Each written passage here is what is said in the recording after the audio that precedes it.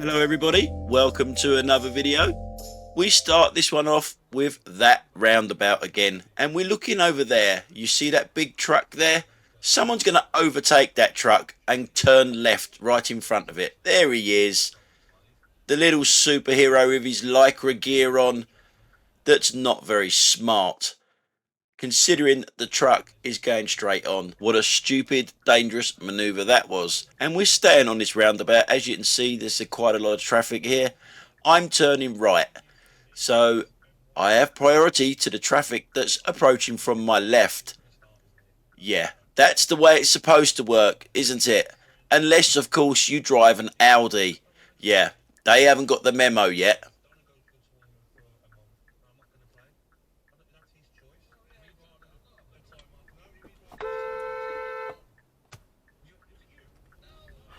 Always an Audi.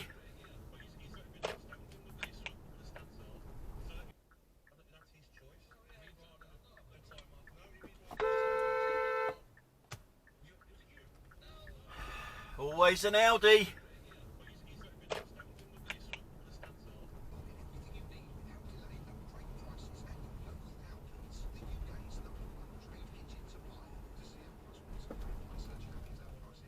Alright, coming out then, mate, yeah? Notice the acknowledgement as well.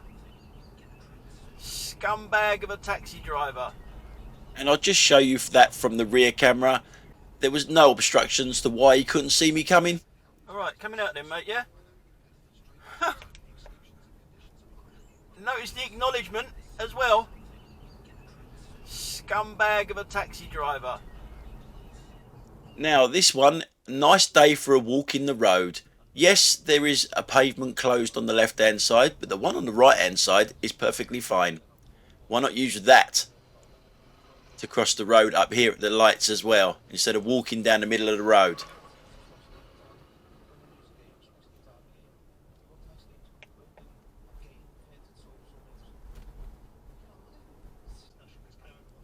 Now during the war, when it was black and white, when I took my driving test, you had to either do a 3-point turn, a turn in the road, or a reverse round the corner on your driving test. And if you were really unlucky, you had to do them both. Up there in front is a professional driver that somehow manages to do both manoeuvres in one manoeuvre. It's like a 3-point turn, stroke, reverse round the corner, stroke, fucking stupid driving. Only a professional driver can do two manoeuvres at once. Or, well, maybe an Audi could, or a Mercedes, or a VW, or anything that's German.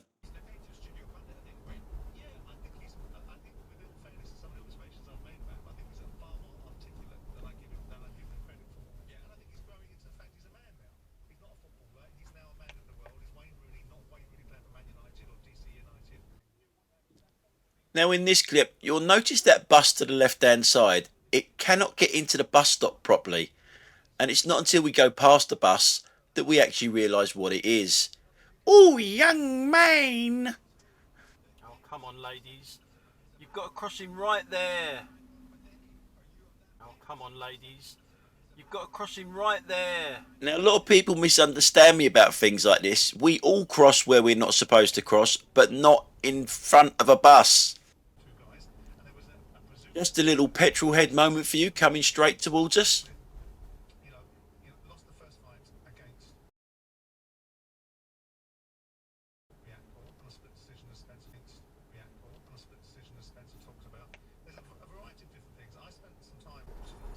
Now in this clip, this is a 30-mile-an-hour speed limit, and it's all about the positioning of this cyclist coming towards us. Do you think that's okay?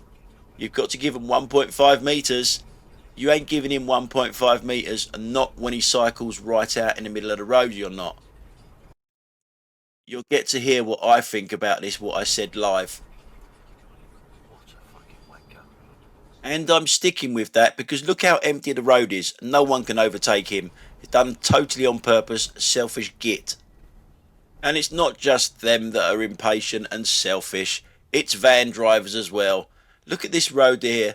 You can see that it goes into 3 lanes here. We can't go into the left-hand lane because there's a lorry unloading. But this van seems to think that that road is his. imagine being that impatient that you just have to go past about 4 cars driving on the wrong side of the road to save you how long? How much time did you save by doing that? Is it really worth it? Now, just down the road from there, we're still in Kingston, by the way. I'm going to show you some bike lanes. Now, there are some really ridiculous bike lanes in Kingston, but these ones are okay. Now, over to the left-hand side as we go past these buses, that's all cycle lane, but it's a shared cycle lane. I know, but shared cycle lanes ain't ideal, but it's better than being on a shared road for me anyway, much safer for the cyclist. And as you come round here, remember as well that this used to be a 30 mph speed limit. But as you come round here, the cyclists now actually go left and go round that big building that's in front of us and then rejoin us at the beginning of Kingston Bridge. And they've still got their bike lane to go over Kingston Bridge.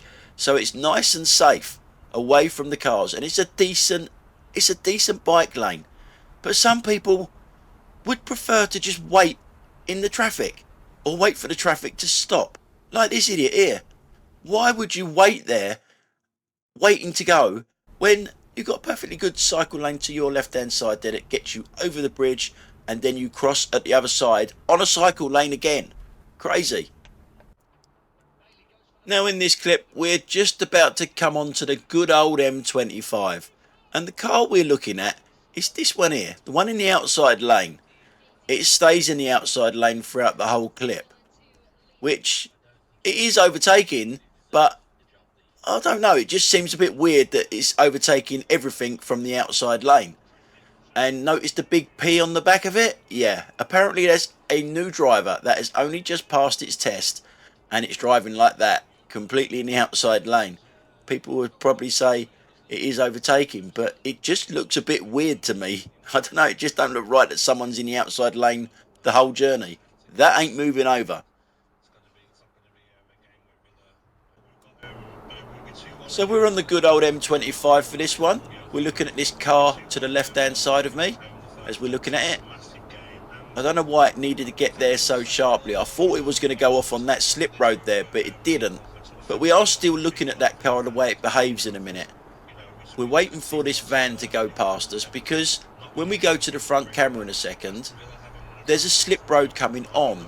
Now, you know what I think about these slip roads coming on. I stick to the highway code, where people coming on have got to reduce or speed up to get out of my way. It's not down for me to do what I'm about to do here and move out. If I can, I will always accommodate people by doing this though, moving out to one lane to make it easier for them to get on.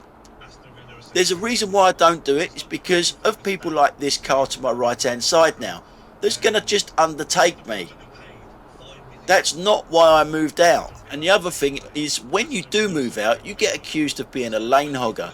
So I've moved out so that people can come on without having to worry about it too much. But if I couldn't move out, it's down to you to slow down or speed up if you're coming onto the motorway. Don't expect someone on the motorway to slow down or speed up to get out of your way. So what we're looking at now is literally everything in front of us. They all change lanes all over the shop. And now where are you going to go?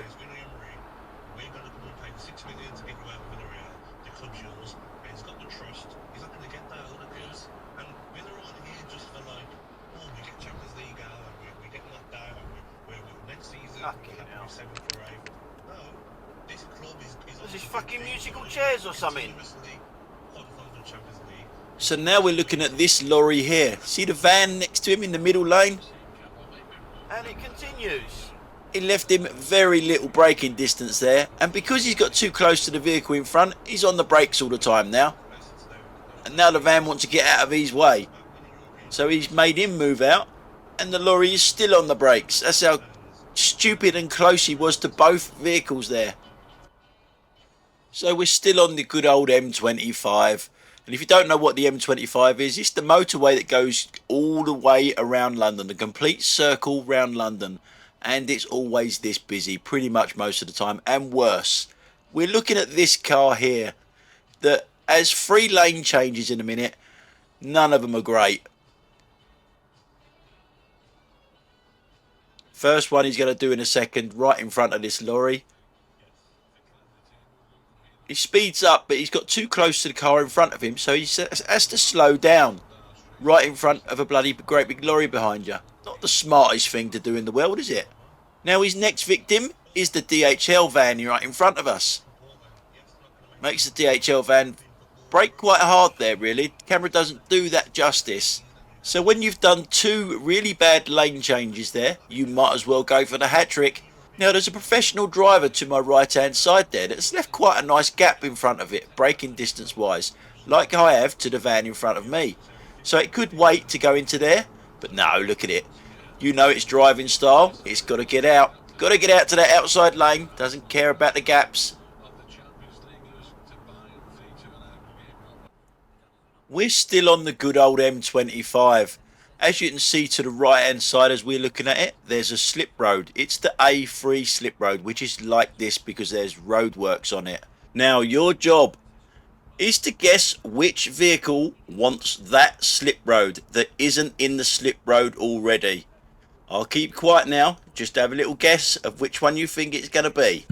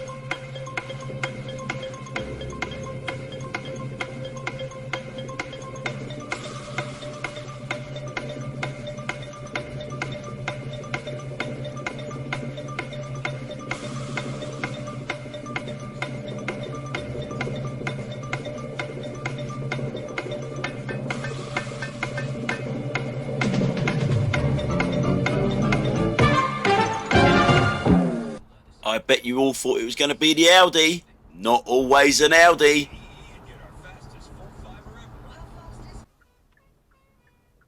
Now in this next clip, we're about to pull out onto a 30-mile-an-hour speed limit road.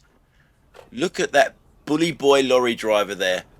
I mean, the Mercedes is close enough to the car behind me, but the lorry should be ashamed of itself. A professional driver driving that close to two vehicles. Ridiculous.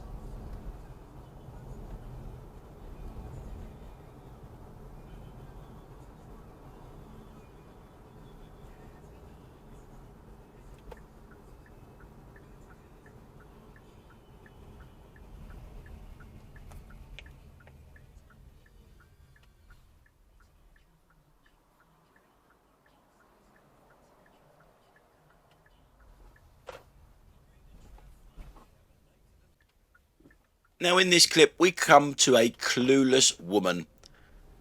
As you can see, all the parked cars are parked on the right hand side, which means I have priority. She's not making things any easier by leaving that small gap, so people are going slower than they normally would. Waving her arms around all over the place she was. And yet, do you not know who's got priority? Do you not know that you're in the way of us by pulling out that little bit? Some people ain't got the brains they were born with. And speaking of brains, I'm just sitting here, look at this car for an overtake. Again, this is a 30-mile-an-hour speed limit, this road. There's a junction there to the right-hand side. Terrible place to overtake. Anyway, guys, that's it for today. Thanks a lot for watching. I'll catch you on the next one. Bye for now.